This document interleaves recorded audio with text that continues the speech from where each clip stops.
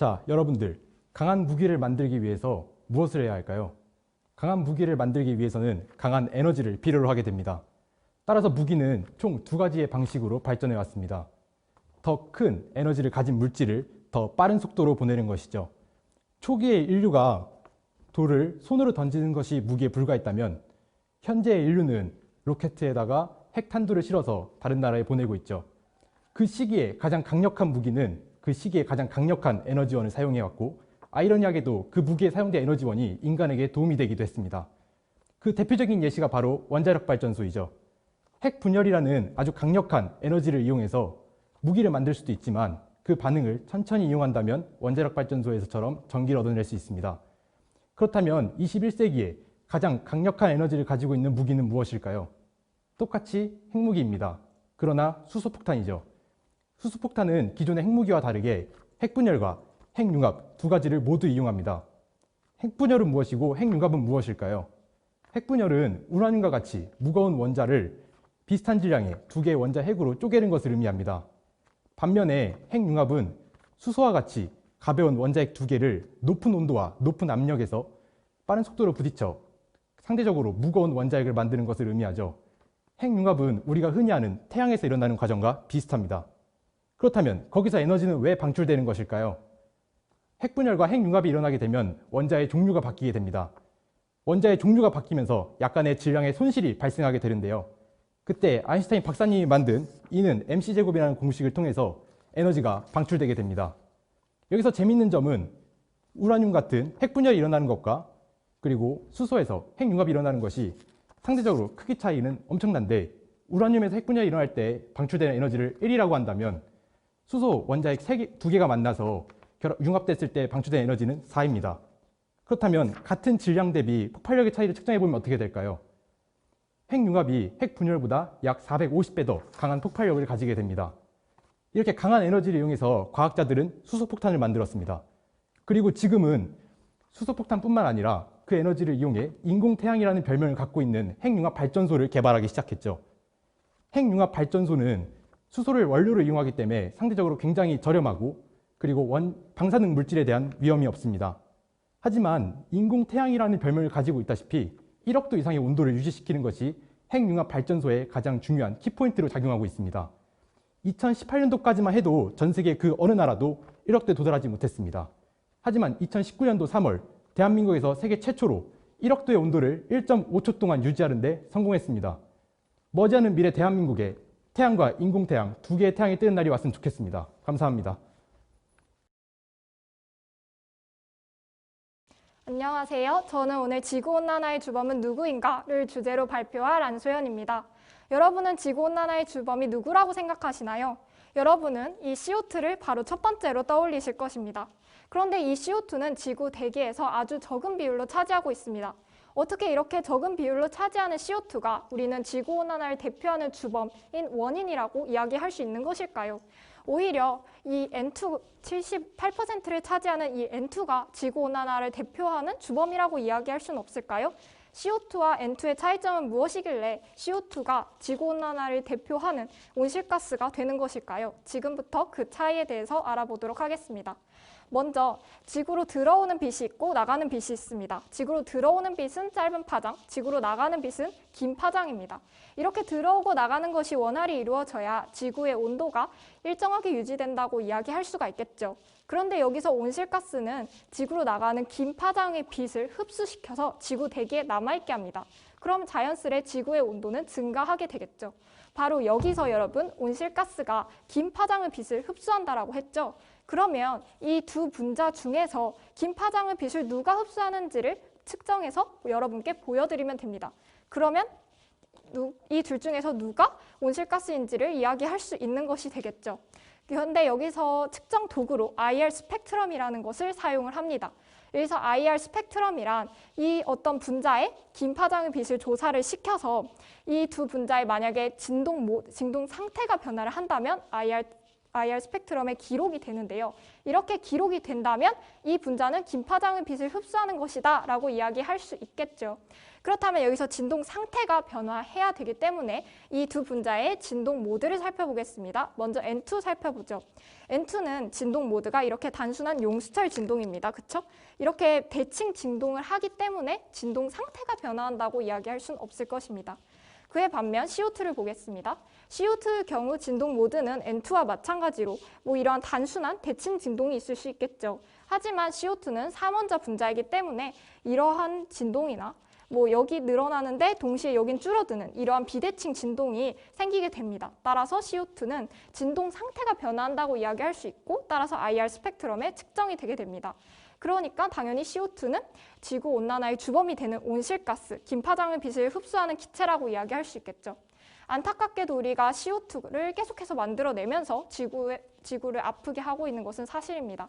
오늘부터라도 CO2를 줄이려고 하는 자그마한 노력들을 하면서 지구에 조금만 더 관심을 가져보는 것은 어떨까요? 지금까지 지구온난화의 주범이 CO2인 이유에 대해서 발표한 안소연이었습니다. 감사합니다.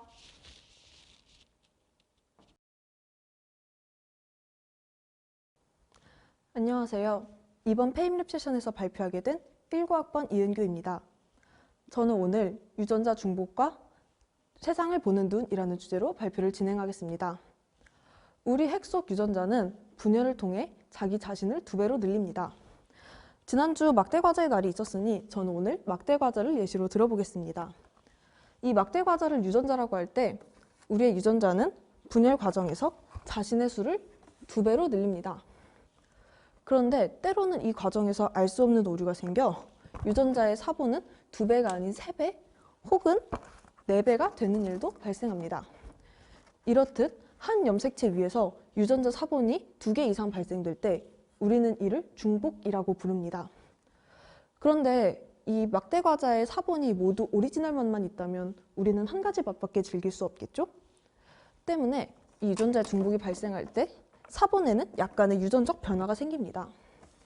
이것은 막대과자의 맛을 아몬드 맛으로 바꾸기도 하고 치즈 맛으로 바꾸기도 하지요.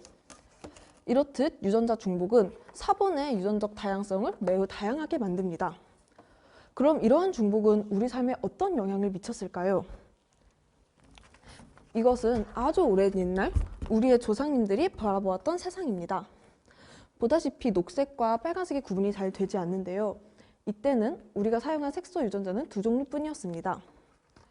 이때 색소 단백질을 만드는 유전자는 두 종류였는데요. 하나는 이 S형이었고 하나는 M형이었습니다. 그런데 어느 날 이 M형 유전자에서 중복이 생겼고 L형이라는 새로운 유전자가 만들어졌습니다. 이로써 우리는 색소 단백질을 3종류 만들 수 있게 되었습니다.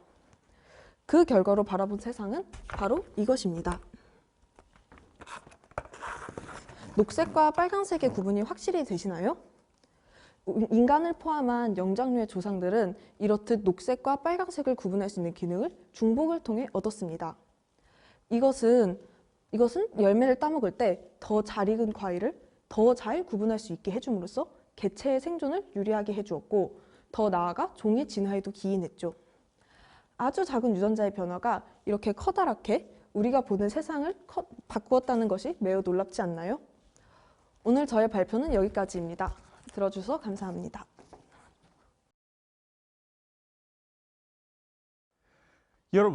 여러분들은 물리하면 어떤 이미지를 떠올리시나요? 아마 수식을 바바바바박 적고 골똘히 생각을 하더니 자연현상에 대해서 이해하고 예측하는 그런 이미지들을 많이 떠올리실 겁니다. 하지만 도대체 무슨 생각을 하길래 수식을 바바바바박 적고 골똘히 생각만 했음에도 불구하고 자연현상을 이해하고 예측할 수 있을까요? 오늘은 압력이라는 주제를 통해서 이 물리의 사고 과정을 따라가 보려고 합니다. 우선 압력이란 무엇일까요? 압력이란 단위 면적당 작용하는 힘을 의미합니다. 그러니까 힘을 면적으로 나누면 압력이 되는 것이죠. 19세기 물리학자들은 기체의 압력에 관심이 많았습니다. 예를 들어서 이런 통에 기체 입자들이 들어있을 때의 압력이 궁금했던 겁니다. 예를 들어서 이런 상황에서 말이죠.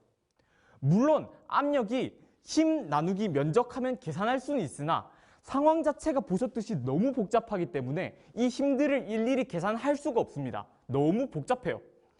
그렇기 때문에 물리학자들은 조금 다른 방식으로 이 문제를 바라보기 시작합니다.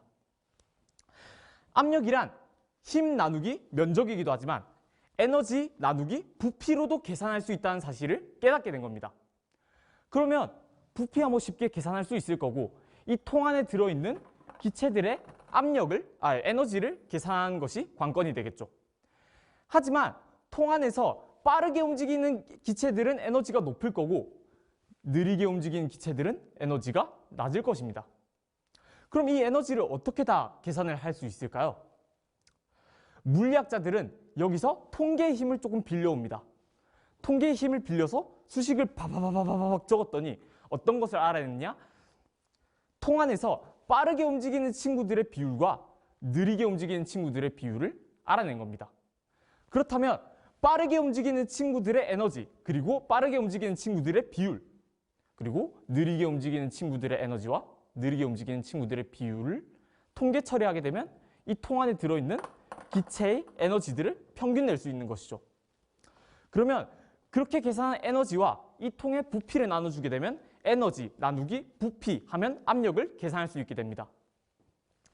이런 식으로 계산한 압력과 실제로 압력계를 달고 실험을 했을 때와 굉장히 유사한 결론이 나옵니다.